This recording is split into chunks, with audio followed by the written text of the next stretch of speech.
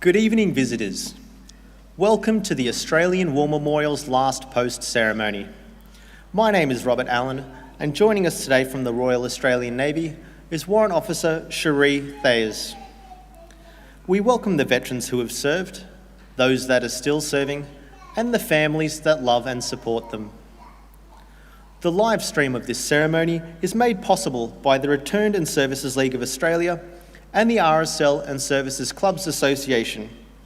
We welcome members who are watching the broadcast of this ceremony across Australia. During this evening's ceremony, wreaths will be laid at the base of the pool of reflection by visitors to the memorial. If you're able, please stand and join in singing the national anthem.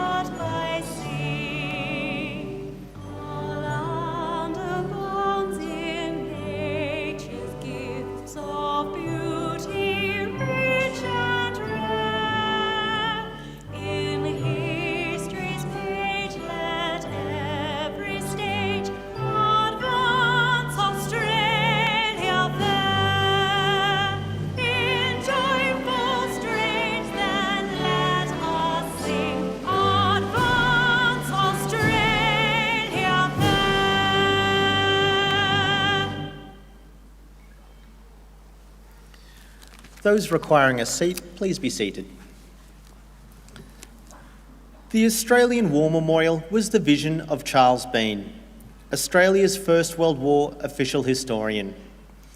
Bean landed with the Australian troops on Gallipoli and stayed with them at the front through to the end of the war.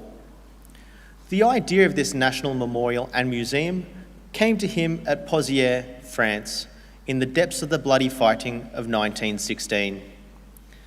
Bean's idea was that this would be a place where families and friends could mourn loved ones buried in faraway places.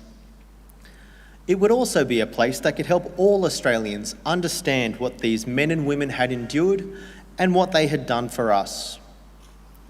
Bean's vision, to which we remain true, is best expressed as inscribed in the entrance to the memorial's galleries. Here is their spirit, in the heart of the land they loved, and here we guard the record which they themselves made. Tonight, we'll read the story behind just one of those on the Roll of Honour, which lists the names of more than 103,000 men and women who have given their lives for us in war and on operations for more than a century. But first, we present a lament, Flowers of the Forest. Wreaths or floral tributes will now be laid at the base of the pool of reflection.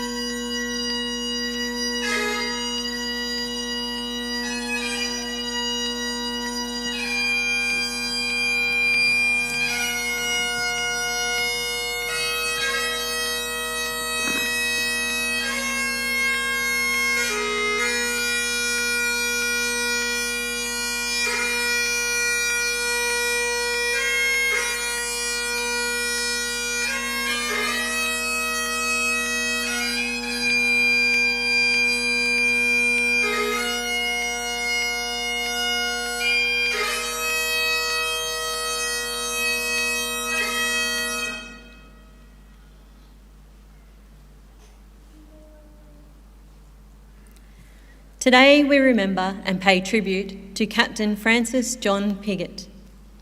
Francis John Pigg was born on the 25th of March 1883 to John and Mary Pigg in the Sydney suburb of Leichhardt. Pigg went on to become a marine insurance clerk and changed his surname by deed poll to Piggott in 1916. His father had been a volunteer in the militia, and Francis and his younger brother Valentine gained military experience in the senior cadets and their local militia force. In February 1916, Piggott volunteered for service in the Australian Imperial Force.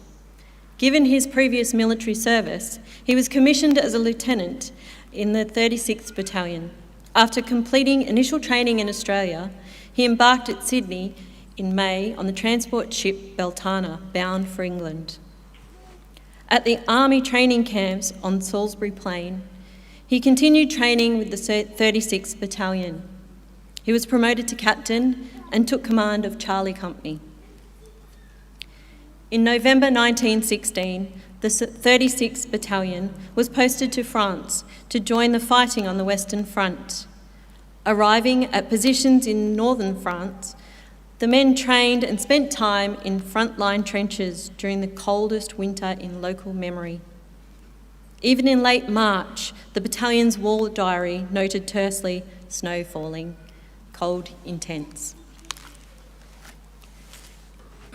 In its first week after arriving in France, the 36th Battalion had been bombarded by German aircraft and undertaken training in the use of gas masks. Such was their introduction to the nature of modern warfare. In May, Piggott took a fortnight's leave in southern France. When he returned to the unit, British commanders had turned their attention north towards the Franco-Belgian border. The 36th Battalion had its first experience of battle in early June, when it was in reserve during the British capture of the town of Mézines. During the march through Plerkshire Wood to the front line, the men came under heavy enemy artillery barrage of gas shells. The bombardment slowed the men's progress, but they struggled through it wearing gas masks, and most made it to their appointed positions on time.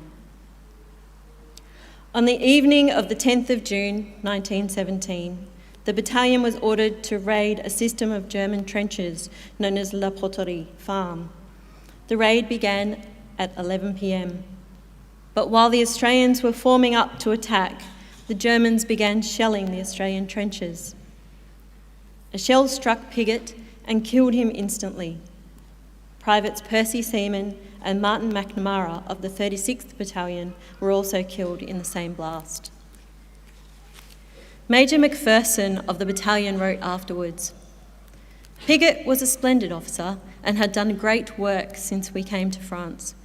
He was a great favourite with his men, always shared their hardships and dangers and guarded their interest. Poor old Piggott, we often talk about him. We could ill afford to lose a man of his character." Piggott was buried in Toronto Avenue Cemetery, a small cemetery in Belgium that contains the graves of 78 Australians who were killed during the First World War. His mother, who survived him in Australia, chose the inscription for his headstone. "A career so brilliant laid aside for the call to arms, loved by all." Francis Piggott's younger brother also enlisted in the AIF. Sergeant Valentine Piggott served with the 33rd Battalion and returned to Australia in January 1919. Captain Francis John Piggott is listed on the Roll of Honour on my right, among almost 62,000 Australians who died while serving in the First World War. His photograph is displayed today by the Pool of Reflection. This is but one of many stories of service and sacrifice told here at the Australian War Memorial. We now remember Captain Francis John Piggott, who gave his life for us, for our freedoms, and in the hope of a better world.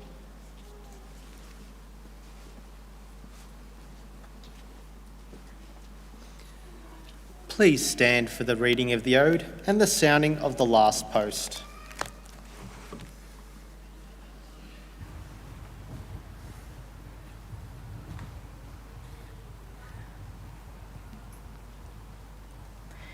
They shall grow not old as we that are left grow old. Age shall not weary them, nor the years condemn. At the going down of the sun and in the morning, we will remember them. We will remember them.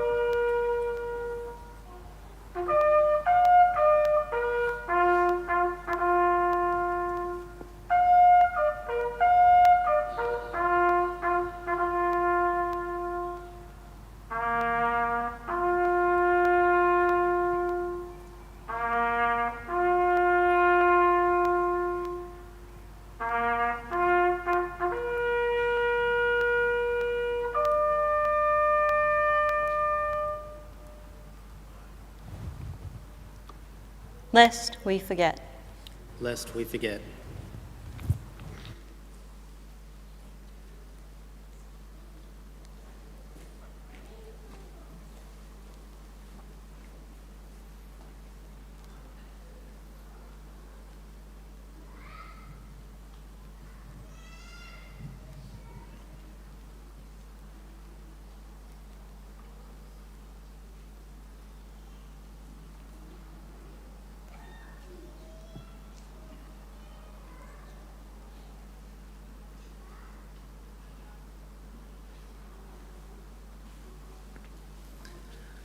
We leave you this evening with the words of the memorial's founder, Charles Bean. Many a man lying out there at Pozières or in the low scrub at Gallipoli, with his poor, tired senses barely working through the fever of his brain, has thought in his last moments, well, it's over. But in Australia, they will be proud of this. Ladies and gentlemen, girls and boys, that concludes the last post ceremony. On behalf of the Director, staff and volunteers, thank you for visiting the Australian War Memorial today and for your continued support of the Memorial's development project. We wish you all a very pleasant evening. Thank you.